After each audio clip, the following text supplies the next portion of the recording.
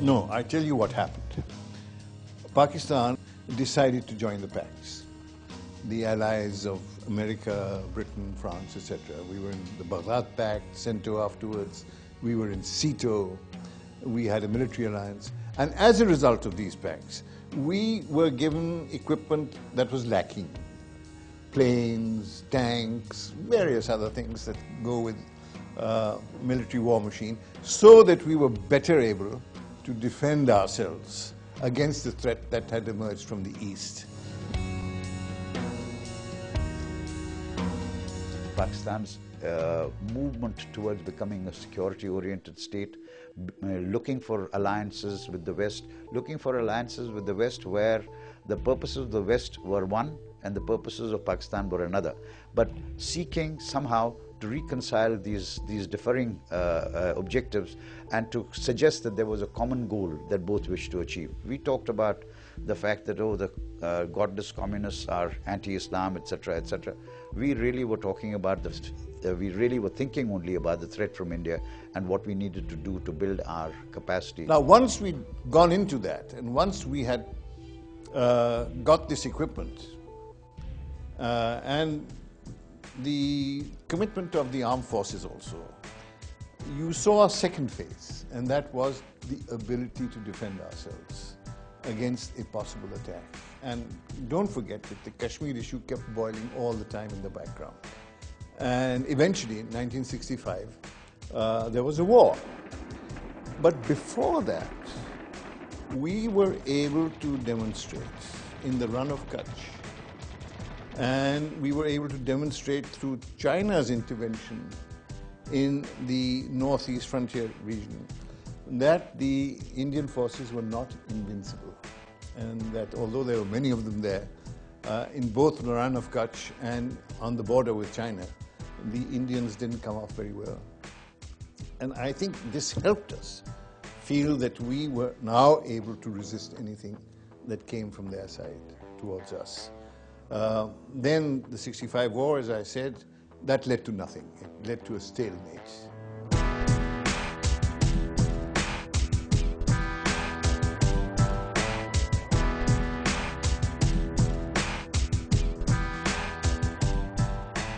Objective history contends Pakistan's military rationale was antagonistic, but were Indian intrusions in the affairs of Pakistan further catalysts to constructing the reality of threat between the two countries?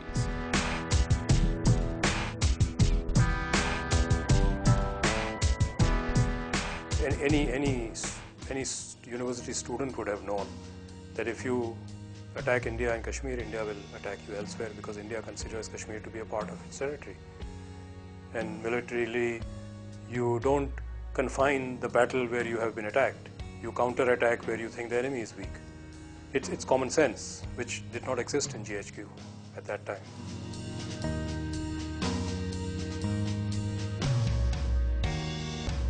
Six years after the 65 war, the two countries were up in arms again. The severance of East Pakistan from the West had a profound effect on the psyche of the nation. As far as Pakistan was concerned, a belligerent India was actively trying to undermine its sovereignty, and it had to be dealt with at all levels of the state. The inevitable politics of fear was simply a natural consequence. Then where is in the textbook of books of international law that if there is some interference from some other countries, could be. I think it is a valid point that there was Operation Gibraltar going on, and we were assisting the Kashmiri Mujahideen there.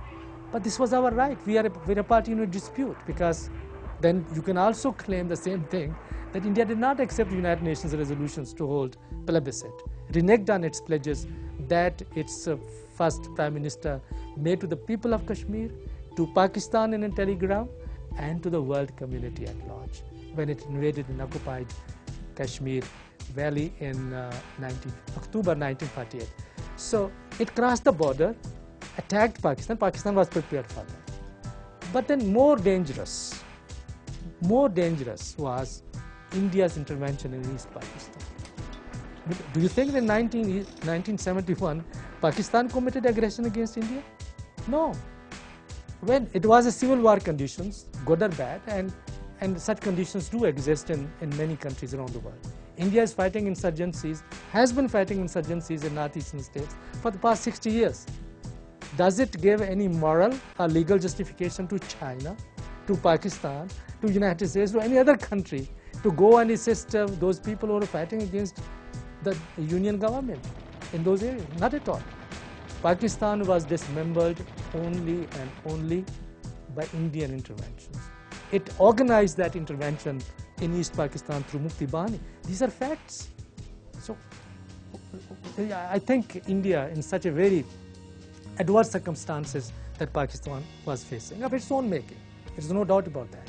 But it proved that it was an enemy of Pakistan.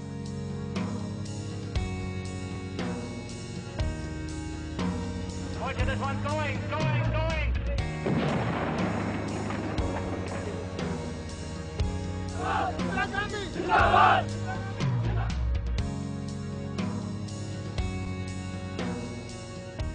As far as I'm concerned, the 71 is very clear to me was a war that was that was a secondary aspect to it. The primary issue was the fact that East Pakistan had felt deprived and marginalized and ignored and had erupted in a nationalist movement a long time in the making. India got involved in the very last couple of weeks when it seemed that things were out of control. Large numbers of refugees, don't forget, had started streaming into West Bengal from the Pakistan side. So they had their other concerns. I don't perceive that, as is typically depicted, that the whole war was one in which India completely orchestrated this secession movement and was totally responsible for breaking the country. I think that's vastly exaggerated.